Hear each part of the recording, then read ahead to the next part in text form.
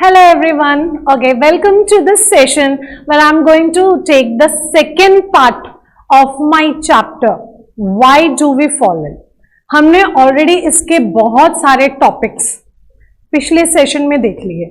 उसमें हमने हेल्थ के बारे में पढ़ा, डिसीज के बारे में पढ़ा, हमने डिसीज फ्री को हेल्थ से कंपेयर भी किया। उसके बाद हमने डिसीज को इलाबोरेटेड वे में पढ़ा, सिम्टम्स क्या होते हैं, साइंस क्या होते हैं। उसके अलावा हम लोगों ने ये देखा कि डिसीजेस के कितने टाइप्स हो सकते हैं, क्या कॉजेज हो सकते हैं, एक्यूट और क्रॉनिक डिसीज क्या है, इन्फेक्शियस नॉन इन्फेक्शियस डिसीज क्या है। फिर हमने इन्फेक्शियस डिसीज को डिटेल में पढ़ा। उसमें हमने पढ़ा इन्फेक्शियस डिसीजेस के agents, virus, bacteria, protozoans, fungi, worms, और इन सब के हमने बहुत सारे एग्जाम्पल्स भी पढ़े, ये कौन कौन सी डिसीजेस कॉज कर सकते हैं। उसके अलावा हमने पढ़ा मोड्स ऑफ ट्रांसमिशन, कि किस तरह से ये डिसीज ट्रांसमिट हो सकते हैं एक से दूसरे में, through air, contaminated water, physical contact, sexual contact, fomite, बहुत सारे मेथड्स, थ्रू वेक्टर्स पढ़े। आज हम जो पढ़ने वाले हैं वो पढ़ने वाले हैं कि जब ये पैथोजन हमारे बॉडी के अंदर जाते हैं तो ये मेनली कौन से ऑर्गन्स, कौन से टिश्यूज को इन्फेक्ट कर सकते हैं, और जो सिम्टम्स अराइज होते हैं क्या वो उसके रिलेटेड में होते हैं। फिर हम पढ़ेंगे इनका ट्रीटमेंट, कि इन्फेक्शियस डिसीजेस में जो ट्रीटमेंट होता है उसका बेसिक प्रिंसिपल क्या है, और फाइनली हम देखेंगे कि ये प्रिवेंट कैसे कर सकते हैं। और लास्ट में एक रिवीजन के तौर पे मैंने कुछ चार्ट्स लगाए हुए हैं डेफिशिएंसी डिसीजेस के, इन्फेक्शियस डिसीजेस के, जो प्लीज लर्न कर लीजिएगा क्योंकि वो एनटीएससी के पॉइंट ऑफ व्यू से बहुत जरूरी है। ठीक है, सो उससे पहले एक रिमाइंडर कॉल जैसे मैं हमेशा करती हूं, क्योंकि हमेशा यहाँ पे होते हैं कोई ना कोई न्यू स्टूडेंट्स, न्यू सब्सक्राइबर्स, तो उनको ये मालूम होना चाहिए कि हमारा एक ऐप है जिसको हम कहते हैं ई करियर पॉइंट ऐप, जो आप इजिली डाउनलोड कर सकते हैं गूगल प्ले स्टोर से। इस ऐप की खास बात क्या है, वहां पे फ्री स्टफ होगा, नीचे की तरफ आप देखेंगे, फ्री स्टफ से आप इजीली जो भी चीजें आपको चाहिए, जिस भी सब्जेक्ट से रिलेटेड है, जैसे मैं बायोलॉजी पढ़ा रही हूँ, केमिस्ट्री की क्लासेस हो रही हैं, फिजिक्स की हो रही हैं, मैथ्स की हो रही हैं, जो भी क्लासेस हो रही हैं उनकी जो भी रिलेटेड चीजें हैं आपको फ्री स्टफ से बहुत सारे वीडियोस मिल जाएंगे, पीडीएफ्स मिल जाएंगे। वहां पे जब आप कोर्सेज में जाएंगे तो वहां पे एनटीएससी से रिलेटेड चीजें मिल जाएंगी। वहां पे एक बहुत ही अच्छी और इंटरेस्टिंग चीज है, वो है टेस्ट सीरीज। यहाँ पे हम प्रैक्टिस तो आपको कराते ही हैं, आज भी करेंगे हम एनटीएससी के प्रीवियस क्वेश्चंस ऑफ कोर्स। उसके अलावा हम मेंटी तो कराते ही हैं, लेकिन अगर उसके बाद भी आपको अपने आप को टेस्ट करना है, प्रैक्टिस करनी है, अच्छे से हमें स्कोर करना है एनटीएससी के स्टेज 1 को क्लियर करने के लिए, तो आप उस एनटीएससी की टेस्ट सीरीज को अवेल कर सकते हैं, जो कि बहुत ही नॉमिनल प्राइस में है 299 पे। तो ये सारी चीजें आपको हमारे इस ऐप पे मिल जाएंगी। अब ये भी बनता है, लाइक प्लीज जरूर करिएगा, ठीक है। अब इसके अलावा शेयर करिए अपने फ्रेंड्स के साथ, आपको ये चीजें बहुत अच्छी हैं, अगर आपको लगता है बहुत यूजफुल हैं, एनटीएससी के पॉइंट ऑफ व्यू से हैं, so please do share the things. लेकिन सबसे इंपॉर्टेंट है सब्सक्राइब। सब्सक्राइब करेंगे तो आपको सारी इंफॉर्मेशन जो भी हमारे इस एनटीएससी के क्रैश कोर्स चैनल पे हो रही है, जो यूट्यूब का चैनल है, इसके थ्रू आपको सब कुछ मिल जाएगा।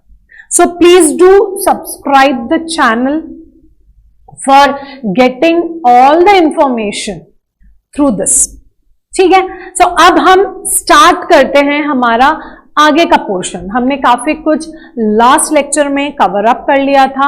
आज के हमारे लेक्चर में हम स्टार्ट करते हैं कि अगर कोई पैथोजन हमारे अंदर एंटर करता है तो वो मेनली हमारे कौन से ऑर्गन को, कौन से टिश्यूज को टारगेट करेगा।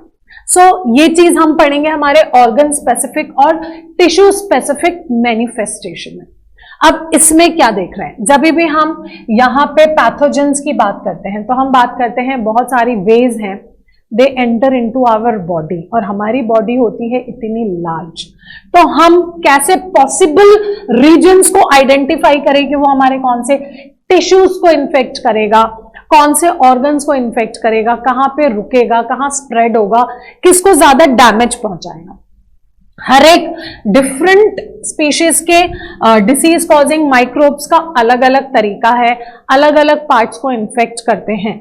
तो यही चीज हम आज इस टॉपिक में समझने वाले हैं। कुछ एग्जाम्पल्स भी लेंगे हम, जिसके थ्रू हम ये समझेंगे कि यहां पे वो जो पॉइंट सेलेक्ट करते हैं, the point that they select to enter inside our body, mainly उस पाथ में जो भी ऑर्गन्स आते हैं ये उनको इन्फेक्ट करते हैं। ये एक कॉमन विजन है, बहुत सारे एग्जाम्पल्स हैं जो इसको पॉइंट को प्रूव भी करते हैं। सो यहां पे सबसे कॉमन चीज है, अगर आपको फाइंड आउट करना है कि पैथोजन कौन से हमारे ऑर्गन को इन्फेक्ट करेगा, तो सबसे इजी है उसका जो एंट्री पॉइंट है उसको अगर हम जान लेते हैं। So here the part that they selected by the pathogen is the main one through which it enters into our body. So यहां पे जिस थ्रू में वो एंटर करेगा उसके पाथवे में जैसे जैसे ऑर्गन्स आएंगे वो इनको इन्फेक्ट करेगा। Like for example we are just going to take कि नोज यानी कि एयर के थ्रू जो एंटर कर रहा है, जैसे हमने देखा था ट्यूबरकुलोसिस स्प्रेड्स थ्रू एयर। अगर कोई कॉफिंग कर रहा है और यहाँ पे ट्यूबरकुलोसिस के जो स्प्रेड्स हैं, जो स्पूटम है, जो ड्रॉपलेट्स हैं वो एयर में है और वो इनहेल कर लिया गया, तो it is passing through the nose entering into the respiratory system, तो it is likely that it is going to enter into the lungs. तो ये ट्यूबरकुलोसिस गोज और उसका जो बैक्टीरिया है वो जाके लंग्स को इन्फेक्ट करते हैं, और यहाँ पे इससे पता चल रहा है because it is entering through the respiratory system, nose, nostril, nasal passage, ये सारा पैसेज, लैरिंग्स, फेरिंग्स सारे आगे इसमें, ट्रैकिया और लंग्स, तो फाइनली वो पहुंच जाता है लंग्स तक और वो इन्फेक्ट कर देता है लंग्स को। तो अगर मुझे ट्यूबरकुलोसिस का पता है तो मुझे ये पता है कि वो हमारे कौन से ऑर्गन को इन्फेक्ट करेगा, तो ये एक पॉइंट ऑफ एंट्री का हमें पता चल गया एक। उसके अलावा एक और एग्जांपल ले लेते हैं हम, अगर वो हमारे माउथ से एंटर कर रहा है, हो सकता है हमने कोई कंटामिनेटेड फूड ले लिया, कंटामिनेटेड वाटर ड्रिंक कर लिया, तो वो हमारे माउथ से जा रहा है, हमारी पूरी एलिमेंट्री कैनाल के थ्रू जा रहा है, तो वहां जाके वो हमारे किसी भी पार्ट को यहां पे अफेक्ट कर सकता है। अब एक एग्जांपल हम जॉन्डिस का ले लेते हैं। Jaundice is caused bye contaminated water.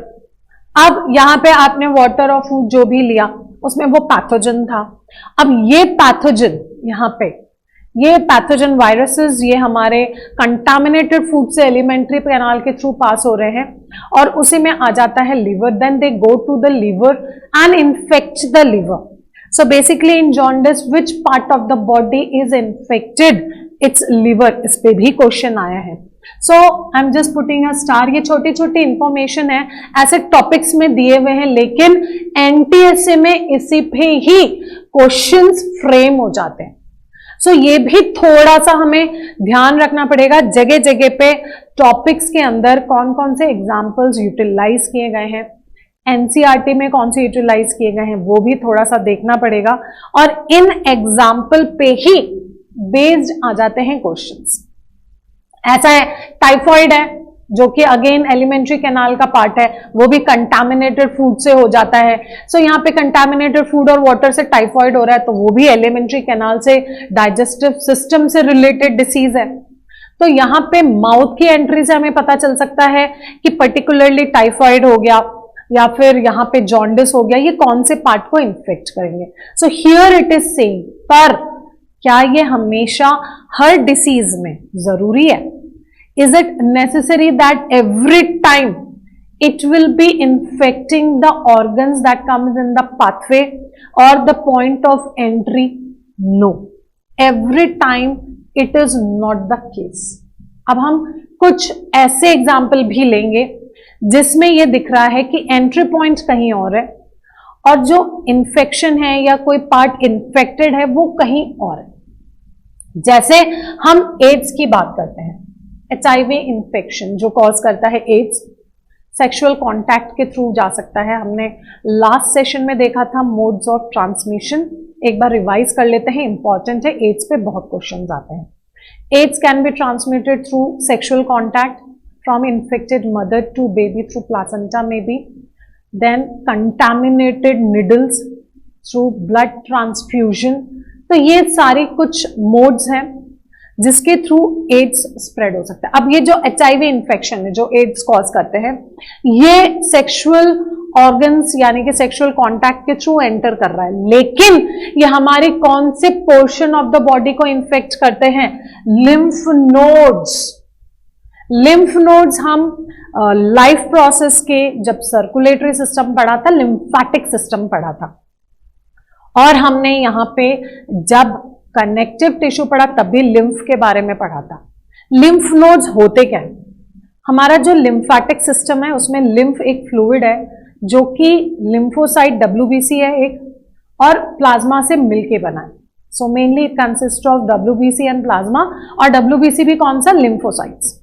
और ये लिम्फ वेसल में फ्लो करता है, और इस लिम्फ वेसल्स के बीच बीच में इस तरह के कुछ नोड्स पाए जाते हैं जिनको हम कहते हैं लिम्फ नोड्स, और ये वहां जाके स्प्रेड होता है। और ये मेनली जो लिम्फोसाइट्स हैं जो WBC के टाइप है, जो हमें इम्यूनिटी प्रोवाइड करते हैं, हमें बाकी डिसीजेस से बचाते हैं, and they help in the formation of antibody.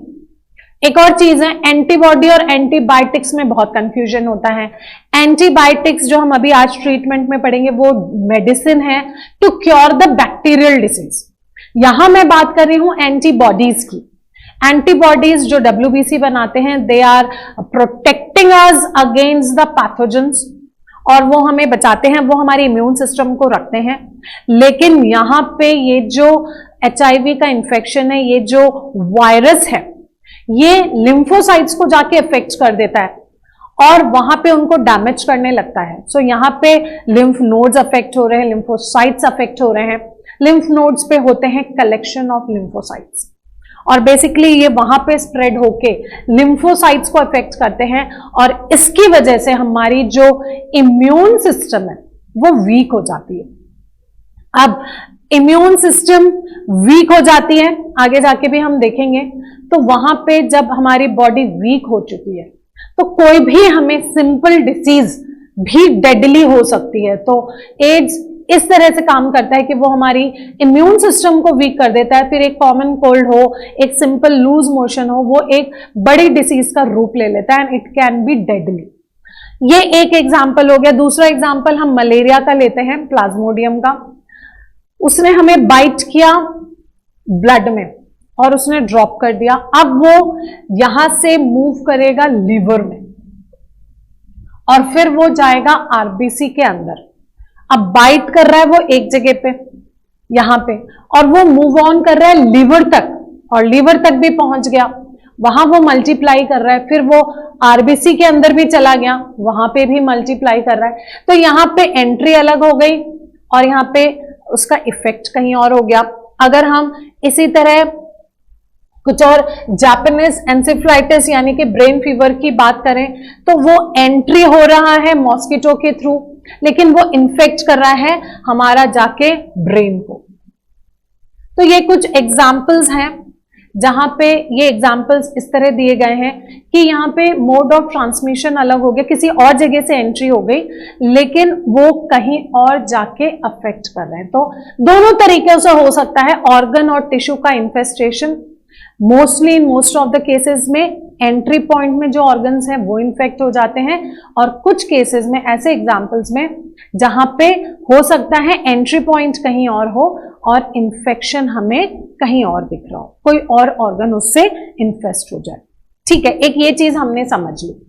अब ये जो साइन और सिम्टम है जो हम ऑलरेडी प्रीवियस लेक्चर में देख चुके हैं, एक बार रिवाइज कर लेते हैं। सिम्टम्स यानी कि हमें बता रहा है कि हमारी बॉडी में कोई डिस्कम्फर्ट है, डिसीज है, लेकिन वो एक पर्टिकुलर डिसीज को पॉइंट आउट नहीं कर रहा। साइंस क्यों जरूरी है? डॉक्टर साइंस को देखते हैं, हम सिम्टम्स देख के डॉक्टर के पास जाते हैं और डॉक्टर्स उन साइंस को फाइंड आउट करते हैं जो शो करे एक पर्टिकुलर डिसीज। उसके बाद डॉक्टर्स कुछ टेस्ट बोलते हैं जिससे वो डिसीज कंफर्म हो जाती है। तो ये है साइन और सिम्टम। अब ये जो साइन और सिम्टम है ये भी डिपेंड करता है कि कौन सा ऑर्गन माइक्रोब ने टारगेट किया।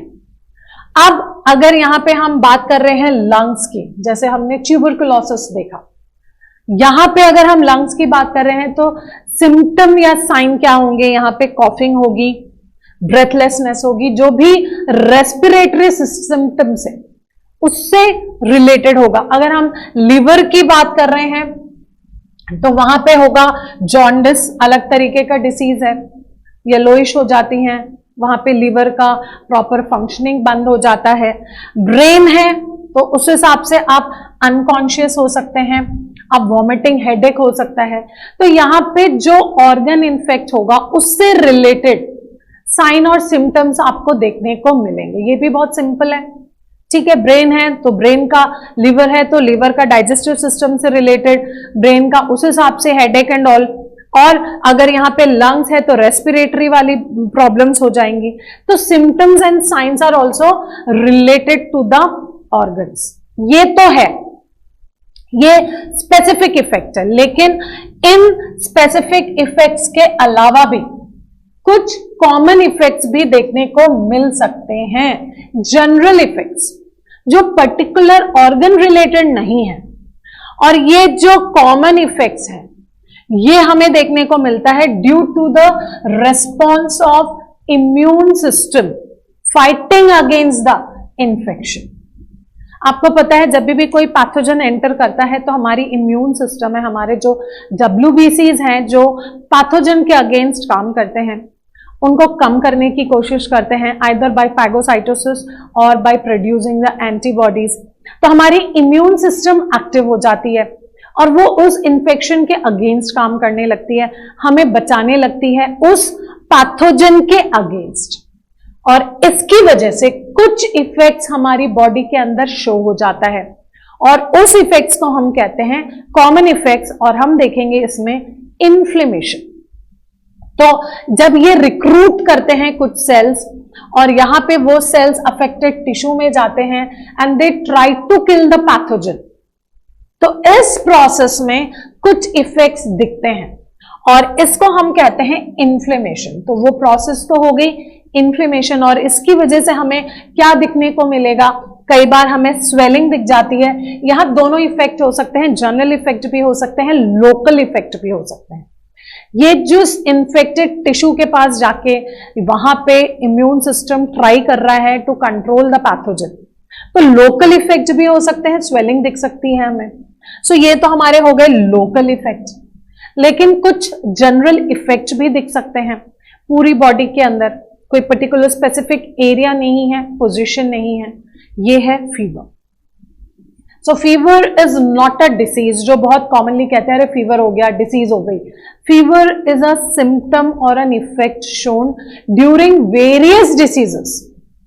सो here the fever is the general effect और ये इन्फ्लेमेशन के थ्रू हो रहा है, जहां पे ये दिखा रहे हैं कि somewhere our immune system is working against pathogen and it will show some local effects, some general effects. Local effects में हमने स्वेलिंग देख ली और यहां पे जनरल इफेक्ट में हमने फीवर देख लिया, ठीक है।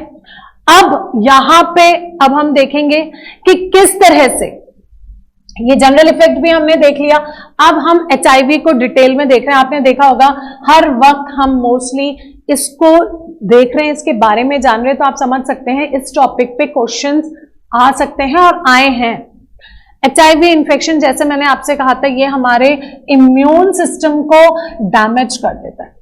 तो ये कैसे डैमेज करता है?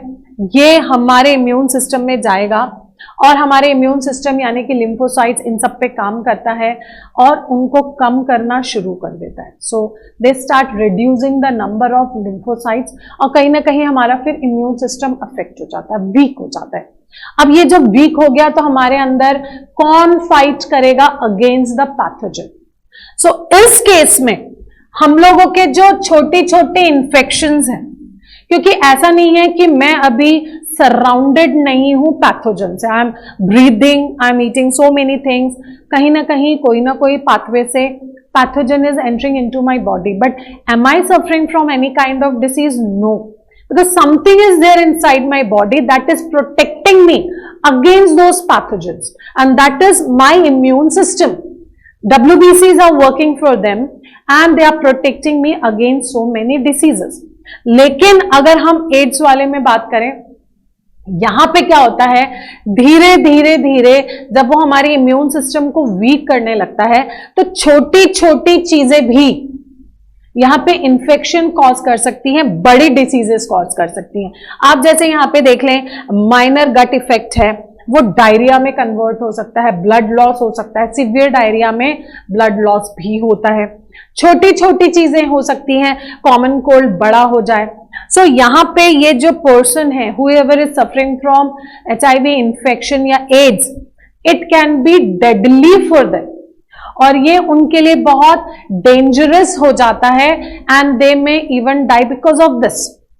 तो ये एक चीज और याद रखनी पड़ेगी आपको, HIV इन्फेक्शन में immune system gets weakened up, और छोटे छोटे इन्फेक्शन भी डेडली हो सकते हैं। अब हमने जब ऑर्गन का पढ़ लिया, टिश्यूज का पढ़ लिया, तो सबसे इंपॉर्टेंट चीज आती है, हमें पढ़ना है कि उनका ट्रीटमेंट कैसे होगा। ऑफ कोर्स डिसीज की बात हुई है, मोड्स ऑफ ट्रांसमिशन की बात हुई है, इन्फेक्टिंग एजेंट्स की बात हुई है, तो हमें यह भी जानना बहुत जरूरी है कि वो किस तरह से ट्रीट होंगे हमारी बॉडी में। अगर हमें डिसीज है तो हम डॉक्टर्स के पास जाते हैं, तो क्या प्रिंसिपल पे वो बेस्ड होता है हमारा ट्रीटमेंट। दो पॉइंट्स हैं, एक सबसे पहले कि वो इफेक्ट को रिड्यूस करेगा। तो यहां पे जो सिम्टम्स अराइज हो रहे हैं, जैसे अभी हमने इन्फ्लेमेशन देखा, इन्फ्लेमेशन में कुछ लोकल इफेक्ट्स भी देखे, कुछ जनरलाइज इफेक्ट भी देखे। तो ये जो फीवर है फॉर एग्जाम्पल बहुत हाई हो जाता है, तो आपने मेडिसिन में देखा होगा, एक सेट ऑफ मेडिसिन होते हैं पैरासिटामोल या इस तरह के, जो आपके बॉडी फीवर या टेम्परेचर को कम कर देते हैं। So here the treatment includes the group of medicine जो सिम्टम्स पे काम करके उनको रिड्यूस करेंगे। अब ये सिम्टम कौन से थे? जो इन्फ्लेमेशन की वजह से अराइज हुए थे, तो एक तो उसको कम करने में काम आएगा, लेकिन हमने सिम्टम तो कम कर दिए, लेकिन कॉज ऑफ डिसीज क्या है यहां पर? अगर हम कॉज ऑफ डिसीज की बात करें, तो यहां कॉज ऑफ डिसीज है हमारा पैथोजन। बहुत सारे पैथोजन है, बैक्टीरिया हो गए, वायरसेस हो गए, ये सारे हमें डिसीज कॉज करते हैं। सो यहां तो हम सिर्फ सिम्टम कम कर रहे हैं, पर क्या हम पैथोजन की क्वांटिटी को यहां पे कम कर रहे हैं? नहीं। तो यहां पे हमें क्या करना पड़ेगा? हमें ऐसी भी मेडिसिन या ड्रग्स लेनी पड़ेगी जो पैथोजन को किल करे, मोस्ट इंपॉर्टेंट। तो हमारे जब भी कोई ट्रीटमेंट होता है, आप जब भी देखेंगे वहां पे एक group of set of medicine होगा। एग्जाम्पल हम एंटीबायोटिक्स ले सकते हैं जो पैथोजन को किल करने के काम आएंगे, और एक सेट ऑफ मेडिसिन होंगे जो हमारे सिवियर सिम्टम्स हैं उसको रिड्यूस डाउन करने के काम आएंगे। ये बहुत इंपॉर्टेंट है। अगर ये हम नहीं लेते हैं तो हमारे जो इन्फेक्शियस डिसीज है वो क्योर नहीं होगा। अब यहां पे हमें लेने हैं कुछ स्पेसिफिक ड्रग्स जो उस स्पेसिफिक माइक्रोब्स पे काम करेंगे। तो जैसे हम पढ़ चुके हैं viral disease, bacterial disease, worm कौन से कॉज करते हैं, प्रोटोजोन्स कौन से कॉज करते हैं, और अभी भी हम चार्ट में उनको देखेंगे। तो ये सारे ग्रुप्स पे डिपेंड करता है और उसके अकॉर्डिंग मेडिसिन हो सकती है। यहां पे हम एक एग्जांपल ले सकते हैं एंटीबायोटिक्स का। कैटेगरीज ऑफ इन्फेक्शियस एजेंट हमने क्यों पढ़ा था? ताकि हम पैथोजन के हिसाब से मेडिसिन यानी कि ट्रीटमेंट को डिसाइड कर सके। हर पैथोजन एक दूसरे से अलग है, सबके अंदर जो बायोलॉजिकल प्रोसेस है वो अलग है। कुछ बहुत फास्ट मल्टीप्लाई होते हैं, कुछ स्लो होते हैं, कुछ की मेटाबॉलिक एक्टिविटीज अलग हैं, बाकियों की अलग हैं। तो यहां पे किस तरह से मेडिसिन डिसाइड होगा? ये डिसाइड होगा कि किस कैटेगरी का हमारा इंफेक्शियस एजेंट है। अब ये कैटेगरी वायरस भी हो सकती है, बैक्टीरिया, फंगी, वर्म्स और प्रोटोजोआ, ये 5 तो हम पढ़ ही चुके थे कैटेगरी। यहां पे हर एक का बायोलॉजिकल प्रोसेस अलग होगा। तो जैसे मैंने प्रीवियस सेशन में कहा था, हम एंटीबायोटिक्स को डिटेल में पढ़ेंगे ट्रीटमेंट में, ये हम पढ़ने वाले हैं अब। ऐसा ही एक एग्जाम्पल हम लेंगे, यहां पे जो ड्रग्स हैं, जो मेडिसिन ली जाती है, वो किस तरह से काम करती है। वो उस पैथोजन को देख के दी जाती है और उस पैथोजन के अंदर जो भी उसका बायोलॉजिकल प्रोसेस है, जिसकी वजह से वो मल्टीप्लाई कर रहे हैं, इंक्रीज हो रहे हैं हमारी बॉडी के अंदर, उसको टारगेट किया जाएगा और वो उसको किल कर देगा, वो पैथोजन कम हो जाएंगे और हम क्योर हो जाएंगे। अब अगर वो कैटेगरी ऑफ जो ग्रुप ऑफ ऑर्गेनिज्म है जिसपे हम वो मेडिसिन यूटिलाइज कर रहे हैं, सेम मेडिसिन हम उस ग्रुप के बाकी मेंबर्स के लिए भी यूटिलाइज कर सकते हैं, क्योंकि उन सारे मेंबर्स पे बायोलॉजिकल प्रोसेस तो सेम होगी। लेकिन हमें एक चीज का ध्यान रखना है, जो एक ग्रुप पे मेडिसिन अप्लाई होगी, हो सकता है वो दूसरे पे ना हो, क्योंकि उसकी body structure, body organization, biological process बिल्कुल डिफरेंट होगा। सो यहां पे उस पे डिपेंड करता है मेडिसिन क्या लेनी चाहिए किस ग्रुप के लिए। अब जैसे मैंने कहा था, सबसे इंपॉर्टेंट है ये एग्जाम्पल, एंटीबायोटिक्स को लेकर हम डिस्कस कर रहे हैं कि किस तरह से हम कोई बैक्टीरियल इन्फेक्शन को कम कर सकते हैं बाय यूटिलाइजिंग एंटीबायोटिक्स। और यहां पे हम देखेंगे कि किस तरह से ये एंटीबायोटिक्स बैक्टीरिया के अंदर काम करते हैं और हमें बचाते हैं बैक्टीरियल डिसीजेस से। अब यहां पे ये जो एंटीबायोटिक्स, हम एक एग्जांपल ले रहे हैं पेनिसिलिन का।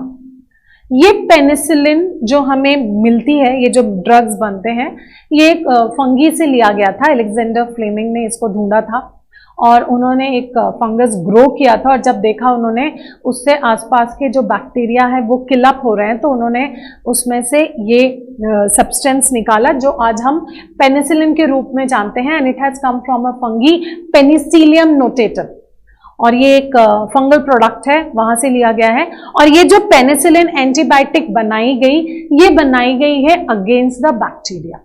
अब ये कैसे काम करती है, ये क्या करती है, ये जो बैक्टीरिया अपने चारों तरफ सेल वॉल बनाते हैं, प्रोटेक्टिव लेयर बनाते हैं, ये उसको ब्लॉक कर देती है, ये उसको बनाने नहीं देती। अब जब बैक्टीरिया के अंदर ये सेल वॉल बनना ब्लॉक हो गया, तो वो बैक्टीरिया क्या करेंगे, इजिली वो डाई हो जाएंगे। They will not be able to make the cell wall, so they will not be protected. And in the foreign environment, हमारी बॉडी के अंदर वो उनका एक्सटर्नल एनवायरमेंट है, फॉरेन एनवायरमेंट है, और वो वहां पे फिर सरवाइव नहीं करते।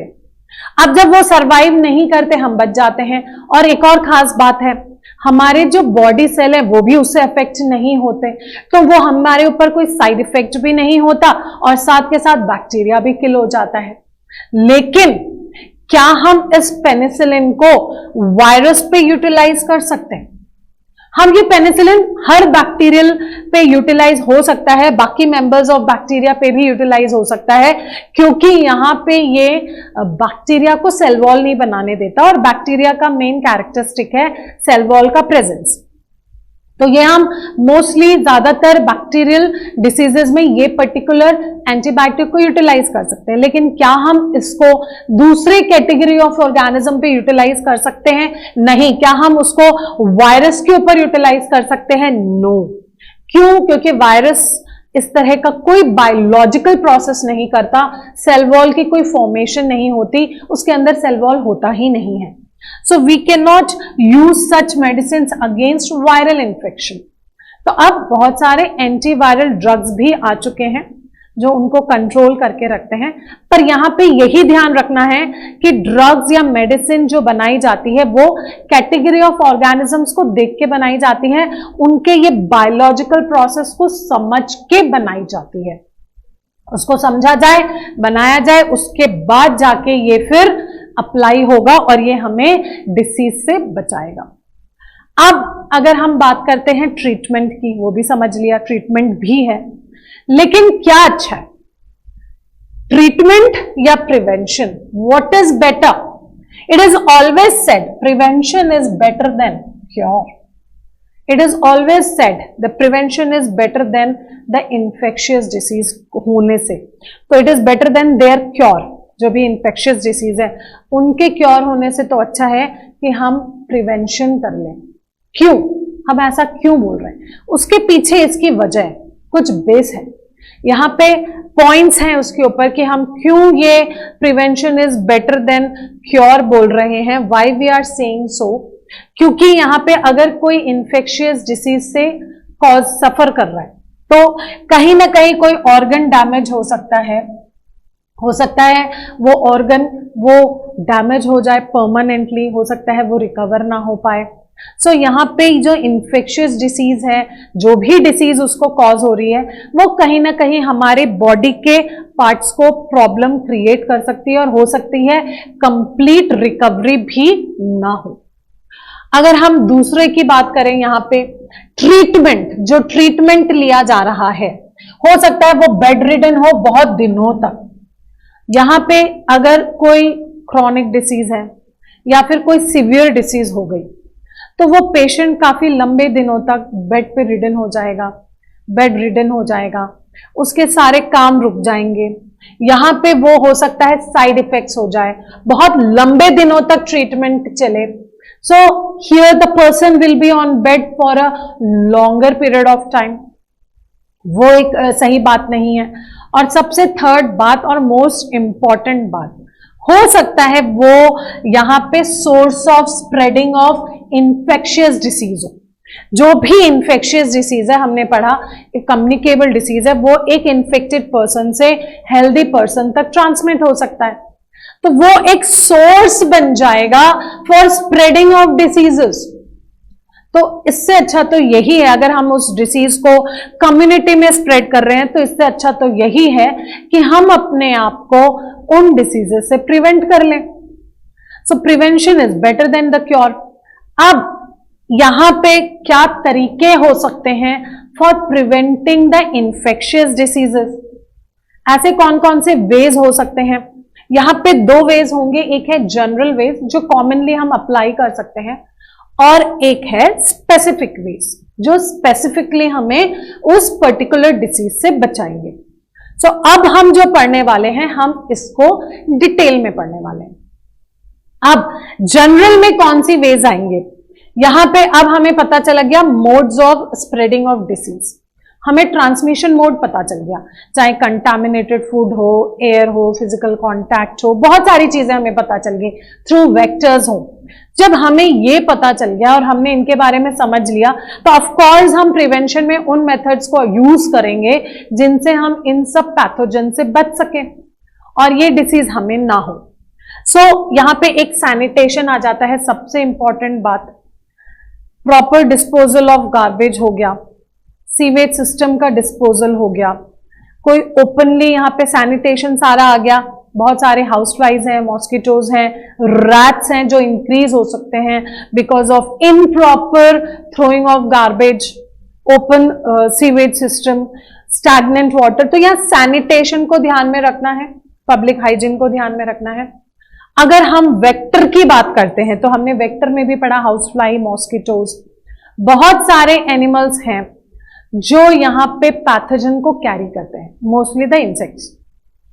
ना they are the carriers of pathogen. हमें पता है वेक्टर्स हैं, वो डिसीज को स्प्रेड कर सकते हैं एक से दूसरे में। तो इस केस में हमें क्या करना चाहिए, हमें उन वेक्टर्स को रोकना चाहिए।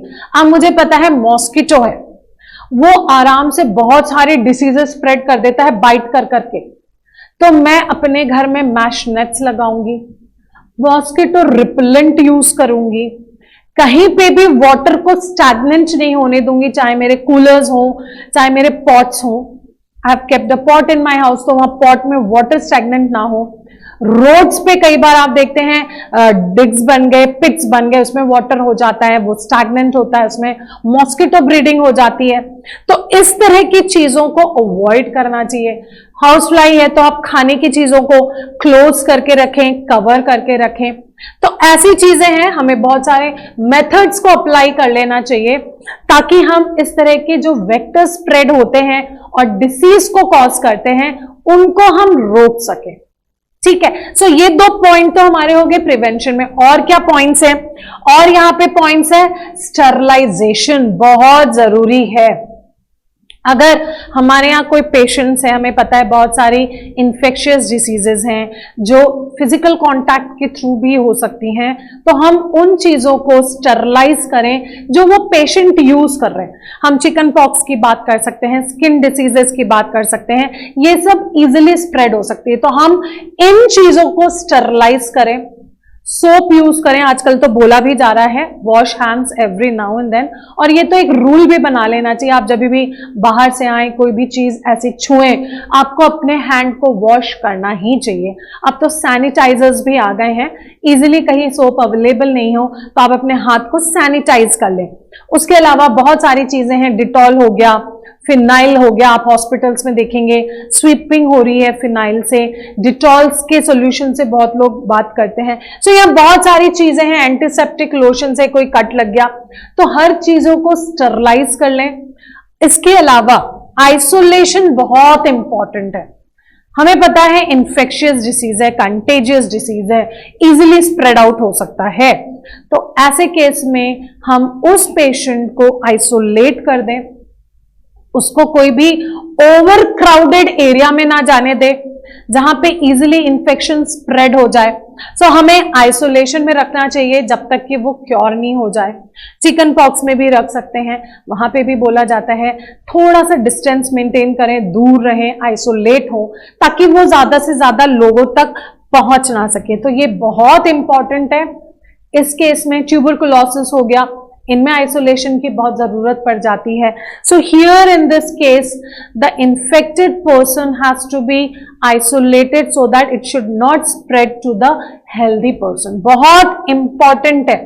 अब हम आ गए एजुकेशन। एजुकेशन हम पढ़ रहे हैं, हम ये सब क्यों पढ़ रहे हैं? ताकि हमें इसकी इंफॉर्मेशन हो, हम इसकी नॉलेज रखें और हम अपने आप को किसी भी तरीके की डिसीज होने से बचा सकें। सो ये ऑफकोर्स ये जो काउंसलिंग है, स्प्रेडिंग ऑफ इंफॉर्मेशन है, ये एजुकेशन की वजह से ही तो हम इस तरह की जो भी डिसीज स्प्रेड होती हैं उससे अपने आप को बचा सकते हैं। So we should be in knowledgeable, information जो भी हमें डिसीज की रिकॉर्डिंग मिलती है उसको कर सकें। सबसे जरूरी बैलेंस डाइट। हमने एक एग्जाम्पल भी देखा था जहां पे हमने बेबीज के बारे में बात की थी कि कंटामिनेटेड वाटर बहुतों ने पिया लेकिन कुछ ही अफेक्टेड हो गए। अगर आप अपनी क्लास में भी देखें, कुछ बच्चे हैं जो फ्रीक्वेंटली सिक हो जाते हैं, लेकिन कुछ हैं जो रेयरली होते हैं। तो ये भी काफी कुछ डिपेंड करता है आपके स्ट्रॉन्ग इम्यूनिटी सिस्टम में, और हमारे इम्यून सिस्टम को कौन स्ट्रॉन्ग रखता है वो है ये प्रॉपर न्यूट्रिशियस फूड। अगर हम हेल्दी फूड लेंगे, बैलेंस डाइट लेंगे जिसमें प्रोटीन भी हो, कार्बोहाइड्रेट्स भी हो, विटामिन्स भी हो, मिनरल्स हो, ये सारी चीजें उस फूड में हो, अगर वो हम खाएं तो हमारी बॉडी डेफिनेटली स्ट्रांग होगी। हम ज्यादातर डिसीजेस से बच जाएंगे, चाहे डेफिशिएंसी डिसीजेस हो उनसे बच जाएंगे। हमारी इम्यून सिस्टम स्ट्रांग होगी ताकि वो पैथोजन से स्ट्रांगली फाइट कर सके। अगर हमारी इम्यून सिस्टम वीक है तो हम फ्रीक्वेंटली सिक फॉल होते ही रहेंगे। सो यहाँ पे जो रीजन है ना, why do we fall ill, वो हमें होना ही नहीं चाहिए, क्योंकि हम ये सारे पॉइंट्स अब पढ़ के समझ रहे हैं। सो हम जो फूड में चूजी होते हैं, we prefer more of fast food, that should be avoided and we should go for nutritious food and good amount of food. हमारी हैबिट होती है ब्रेकफास्ट स्किप कर दिया, रात का खाना स्किप कर दिया, वो चीज भी नहीं होनी चाहिए। तो छोटी छोटी चीजें जो हमें ध्यान में रखना है। अब हम आ जाते हैं हमारे स्पेसिफिक वे में। अब ये स्पेसिफिक वे एक यहां पे जो पेक्यूलियर प्रॉपर्टी है हमारी इम्यून सिस्टम पे, उस पे बेस्ड है। अब ये पेक्यूलियर प्रॉपर्टी है क्या, और जिस पे हमारा इम्यूनाइजेशन प्रोग्राम बेस्ड है, तो ये पेक्यूलियर प्रॉपर्टी है क्या? ये ऐसा है, जब भी हमारे अंदर कोई माइक्रोब्स आते हैं, पैथोजन आते हैं, तो हमारी इम्यून सिस्टम उसको समझने में थोड़ा सा टाइम लेती है और उसके अगेंस्ट काम करने में, उसको समझने में टाइम लगता है कि किस तरह की एंटीबॉडीज बनाई जाए, उसको प्रोटेक्ट किया जाए। तब तक हम सफर कर चुके होते हैं उस डिसीज से। लेकिन वही पैथोजन अगर दोबारा हमारे बॉडी के अंदर एंटर करता है तो हमारी इम्यून सिस्टम उसको तुरंत रिकॉग्नाइज कर लेती है, उसके मेमोरी में होता है, रिकॉग्नाइज कर लेती है और फटाफट से उसके अगेंस्ट स्ट्रांगली काम करती है, विद अ ग्रेट विगर वो रिस्पॉन्स देती है और इतने फास्ट देती है कि वो पैथोजन को एलिमिनेट कर देती है, उसको इंक्रीज नहीं होने देती हमारी बॉडी के अंदर। और ये एक बहुत अच्छा प्रिंसिपल है और इसी को बेस बना के इम्यूनाइजेशन प्रोग्राम्स रखा गया। और जो हम आजकल वैक्सीन या वैक्सीनेशन की बात करते हैं वो बेसिकली इसी प्रिंसिपल पे बेस्ड है, इसी प्रिंसिपल पे बेस्ड है। ठीक है, सो अब इस वैक्सीन में क्या होता है, ये वैक्सीन बने हैं वीकेंड इन्फेक्शियस एजेंट्स पे जो इंजेक्ट या ओरली लिए जाते हैं। और जब हम ये वीकली डेडली पैथोजन लेते हैं तो हमारा इम्यून सिस्टम उसको रिकॉग्नाइज करके मेमोरी में रख लेता है और वापस जब ये एक्चुअली में हमारे बॉडी के अंदर आते हैं तो ये हमें किसी तरीके का कोई डिसीज कॉज नहीं कर पाते और एक्चुअल डिसीज हमें होता नहीं है और हम बच जाते हैं उस डिसीज से। तो ये वैक्सीन इस तरह से काम करती हैं हमारे इम्यून सिस्टम की इस पेक्यूलियर प्रॉपर्टी के बेसिस पे। और इसकी वजह से बहुत सारे वैक्सीनेशन प्रोग्राम्स चल रहे हैं अंडर इम्यूनाइजेशन प्रोग्राम। बहुत सारे वैक्सीन अवेलेबल हैं। पोलियो आप देखेंगे बहुत ज्यादा एडवर्टाइजमेंट में आता है, पोलियो काफी हद तक कम हो गया, टाइफॉइड, बहुत सारे वैक्सीन अब बन चुके हैं यहाँ पे और ये पब्लिक हेल्थ सर्विसेज के थ्रू लोगों तक पहुंचाए जा रहे हैं। और इसकी वजह से अब ये जो हम वैक्सीन की बात कर रहे हैं, इस वैक्सीन को ढूंढा था एडवर्ड जेनर ने और उन दिनों स्मॉल पॉक्स स्प्रेड आउट हो रहा था। और जब ये स्मॉल पॉक्स उन्होंने देखा कुछ लोगों में जो यहाँ पे कैटल्स के साथ काम कर रहे हैं उनमें नहीं हुआ, तो कैटल्स के साथ जो काम कर रहे हैं उनको एक माइनर इन्फेक्शन काउ पॉक्स का हुआ जिसकी वजह से उनको स्मॉल पॉक्स नहीं हुआ। और उसके बाद उन्होंने इस पे काम किया और उन्होंने वैक्सीन बनाई जो कि इसी पे बेस्ड है कि अगर हम कोई डेड या वीकेंड पैथोजन देते हैं किसी भी पर्सन को तो एक्चुअल में जब वो पैथोजन एंटर करेगा तो वो पर्सन उस डिसीज से सफर नहीं होगा। So he was the first person who has found the vaccine और आज हमारी सारी इम्यूनाइजेशन प्रोग्राम उसी पे बेस्ड है। ये एक रिवीजन चार्ट है, सो इसको मैंने इसलिए रखा है ताकि आप इसको देख के लर्न करते रहें। वायरल डिसीजेस हैं जो वायरस कॉज कर सकते हैं, dengue, chikungunya, polio, AIDS, hepatitis, ये सारे हमारे वायरल डिसीजेस हैं। इसी तरीके से बैक्टीरिया है, कॉलेरा, ट्यूबरकुलोसिस, एंथ्रेक्स, इन पे क्वेश्चंस अभी आज हम डील करने वाले हैं, इसके बाद ही हम डील करेंगे। अगर हम फंगस की बात करते हैं तो एथलेट फूड्स हो गया, रिंग वर्म हो गया। अगर हम प्रोटोजोवंस की बात करते हैं, प्लाज्मोडियम मलेरिया कॉज कर रहा है, काला अजहर है, स्लीपिंग सिकनेस है, ट्रिपैनोसोमा, लैशमेनिया हो गया, काला अजहर, तो ये इस तरह की डिसीजेस जो प्रोटोजोवंस कॉज करते हैं। और फाइनली वर्म्स, एस्कैरिस हो गया, एलिफेंटियासिस हो गया, यहाँ पे टेनियासिस हो गया, तो ये सारे वर्म्स क्रॉस करते हैं। ये हम ऑलरेडी प्रीवियस लेक्चर में देख चुके हैं। ये कंपाइल्ड फॉर्म है सो दैट आप इसको लर्न करिए और एनटीएससी में अच्छे मार्क्स स्कोर करिए। और भी एक सेक्शन आता है एनटीएससी में जो कि डेफिशिएंसी डिसीजेस पे आता है। तो अगर हम प्रोटीन की डेफिशिएंसी की बात करते हैं तो वो कॉज करता है यहाँ पे क्वाशियोरकर। ठीक है, सो यहाँ पे क्वाशियोरकर की प्रॉब्लम होती है तो होता है।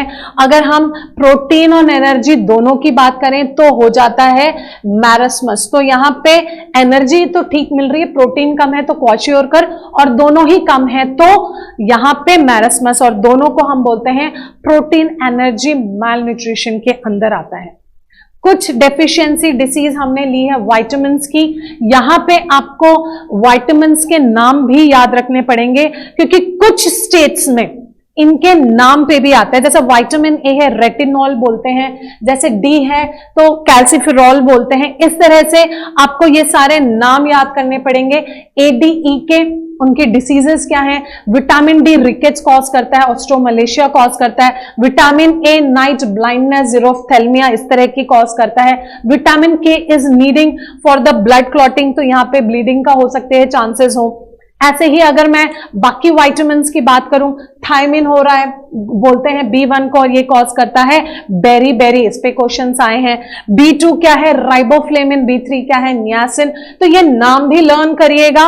Vitamin C ascorbic acid scurvy cause कर सकता है। तो ये डिसीजेस के नाम जरूरी हैं, इनके ये नाम जरूरी हैं, और ये कौन सी डिसीज कॉज कर सकते हैं। ऐसे ही अगर हम मिनरल की डेफिशिएंसी की बात करें तो कैल्शियम हमारे बोन्स और फास्फोरस भी बोन्स के लिए जरूरी है, तो कहीं ना कहीं वो हमारे बोन्स को अफेक्ट करते हैं। अगर मैं फास्फोरस, वो भी बोन्स पे अफेक्ट करते हैं। अगर मैं बात करूं आयरन की तो अनीमिया कॉज करते हैं, क्योंकि iron is needed for the formation of haemoglobin and haemoglobin is found in the cells RBC, तो एनीमिया हो गया। थायराइड, अगर यहां पे आयोडीन की जरूरत है फॉर फॉर्मेशन ऑफ थायरॉक्सिन, और अगर आयोडीन नहीं लेगा तो यहाँ थायराइड ग्लैंड स्वेल हो जाएगी, जिसको हम ग्वाइटर बोलते हैं।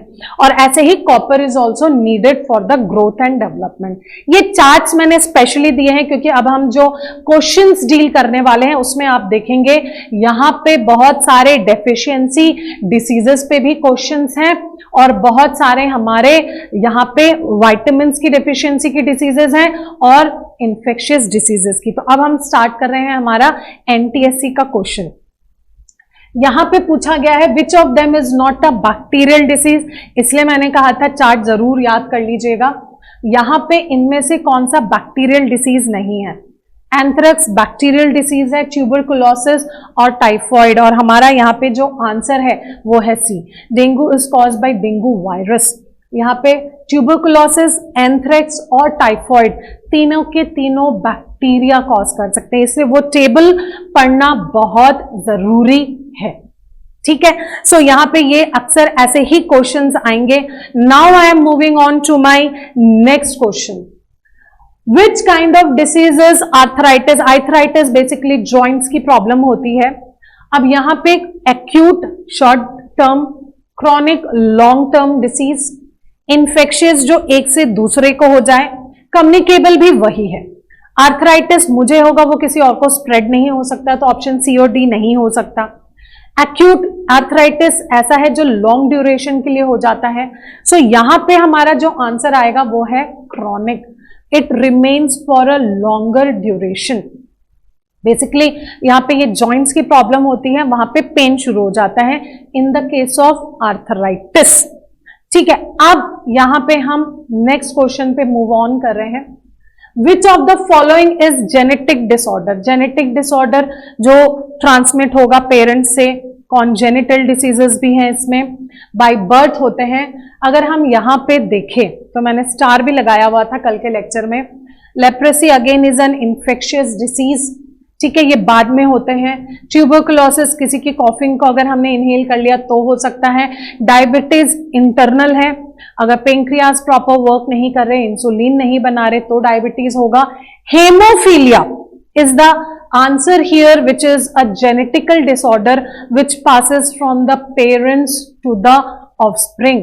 कलर ब्लाइंडनेस हो गया, सिकल सेल एनीमिया हो गया, ये सब जेनेटिकल डिसऑर्डर में आते हैं और आते हैं कॉन्जेनिटल डिसीजेस में भी। तो ये छोटी छोटी चीजें हमें यहां पे ध्यान में रखना है। Moving on to my next question. Malaria is caused by, मैंने बहुत बार बोला था कि डिसीजेस पे बहुत क्वेश्चंस आते हैं, ये रिवर्स कर दिया गया है। मलेरिया इज कॉज्ड बाय यहां पे Plasmodium, and Plasmodium comes under protozoa. Malaria ना बैक्टीरिया कॉज करता है, ना वायरस कॉज करता है, ना fungus, it is a Plasmodium which causes malaria. और मलेरिया स्प्रेड होता है with the help of biting of female Anopheles mosquito, और यहां पे हमारा आंसर हो जाता है protozoa. So Plasmodium is a protozoan which causes malaria. तो ये भी क्वेश्चन आ सकता है, ठीक है, तो मैं साथ के साथ इसकी जो रिलेटेड इंफॉर्मेशन है वो भी आपको देती जा रही हूं, ताकि अगर इससे आसपास इस पे बहुत क्वेश्चंस बने हैं बहुत सारे स्टेट्स में, कम से कम 4 से 5 क्वेश्चन मैंने खुद बहुत सारे स्टेट्स में इस पे बेस्ड देख लिए हैं, घुमा फिरा के आ जाता है। मैंने एक ही क्वेश्चन लिया है यहां पे इससे रिलेटेड। अब अगर हम बात करते हैं choose the correct statement related with AIDS. अब जैसे मैंने आपसे पहले ही कहा था, एड्स बार बार हर टॉपिक में डिस्कस किया गया है, चाहे मोड ऑफ ट्रांसमिशन में हो, चाहे उसके सिम्टम्स में हो। तो मैंने यही चीज बोली थी, इस पे भी क्वेश्चंस आते हैं। अगर आप यहाँ पे देखें तो it is caused by papilloma virus, no, it is caused by human immunodeficiency virus which is HIV। Shared by sharing food, ये भी गलत है, ये सिर्फ contaminated needle blood transfusion infected mother to the child या सेक्सुअल कॉन्टैक्ट से होता है, ये पॉइंट भी गलत है। It multiplies using the genetic mechanism into the lymphocytes, मैंने आपको बताया था ये लिम्फोसाइट्स को अफेक्ट करते हैं, उनके अंदर जाते हैं और वहां पे ये मल्टीप्लाई होते जाते हैं, इंक्रीज होते जाते हैं और ये लिम्फोसाइट्स को डैमेज करते जाते हैं। ये पॉइंट सही है। Spreads through the insect which is totally wrong, mode of transmission इसका अलग है। तो यहां हमारा आंसर हो जाता है सी। So C is the right answer, which is a correct statement related to AIDS. Moving on to my next question. Causative agent of काला अजहर, यहां पे काला अजहर हुआ या फिर यहां पे स्लीपिंग सिकनेस हुई या मलेरिया, ये सारे प्रोटोजोअन्स के डिसीजेस हैं। तो ये थोड़े से नाम हमें लर्न करने ही पड़ेंगे। बैक्टीरियल डिसीज नहीं है, वायरल डिसीज नहीं है, फंगी नहीं है। तो मैंने आपसे पहले ही कहा था वो जो टेबल है वो बहुत इंपॉर्टेंट है। अगर आप देखेंगे ईयर वाइज लास्ट ईयर ही आया है, डिफरेंट स्टेट्स में आप देख सकते हैं डिसीजेस से रिलेटेड आया है और यहां पे आंसर हमारा हो जाता है protozoan. So here kala azar is caused by protozoan leishmania और यहां पे ये आ गया प्रोटोजोन। तो आपको ये सारी चीजें लर्न करनी पड़ेंगी, वो टेबल स्पेशली, इसलिए मैं वो लाई थी, वो टेबल बना के, ताकि आप उस टेबल को लर्न कर सकते हैं कितने बैक्टीरियल वायरस डिसीजेज है, तो आप इजीली ये जो स्कोर कर सकते हैं आप इजीली।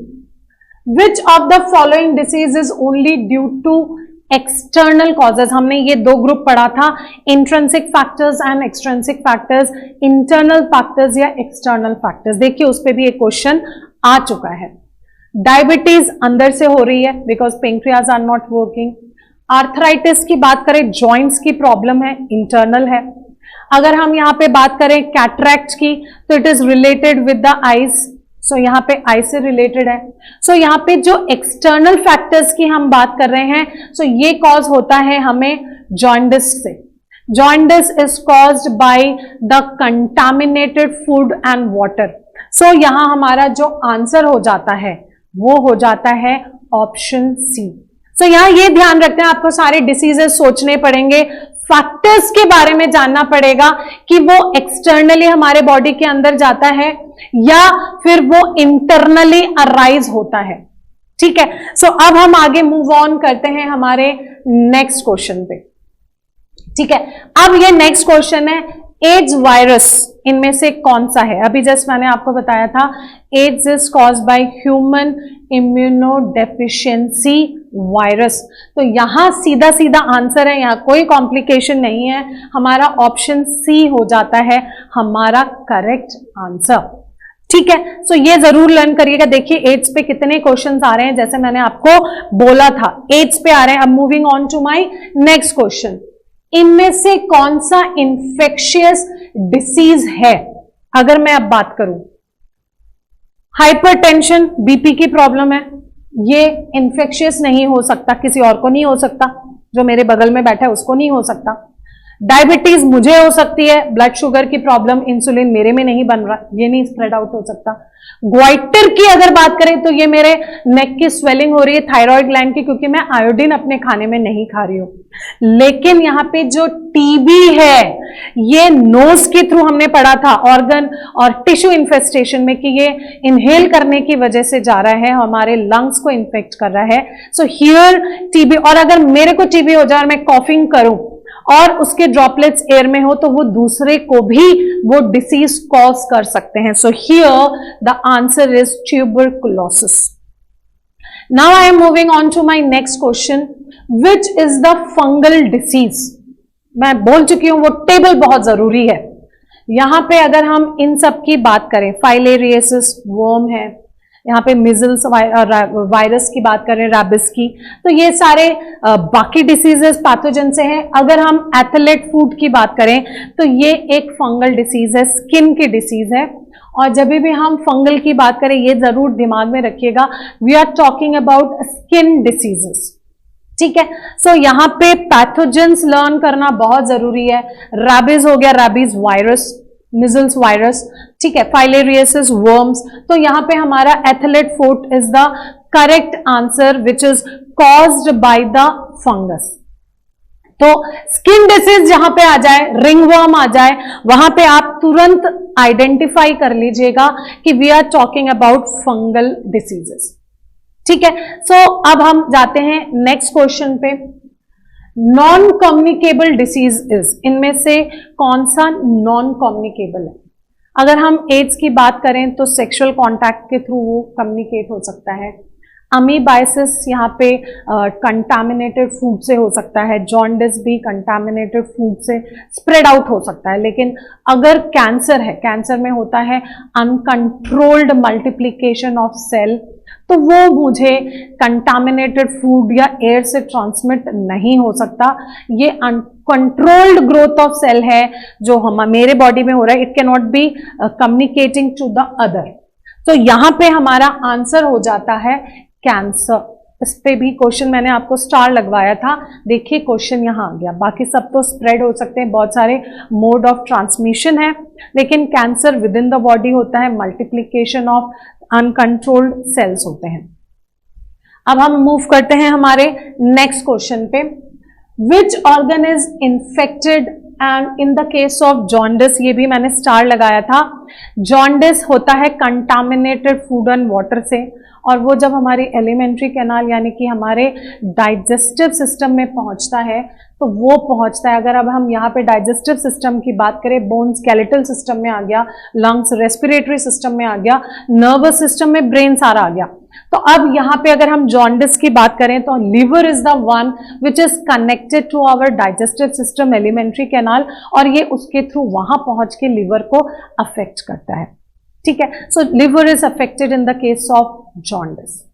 अब हम मूव ऑन करते हैं हमारे नेक्स्ट क्वेश्चन में. सेक्सुअली ट्रांसमिटेड डिसीज, मैंने इस पे भी स्टार लगाया था. साइफिलिस, गोनोरिया और एड्स जो थे, अगर हम यहां देखें तो मिजल्स सेक्सुअली ट्रांसमिटेड नहीं है.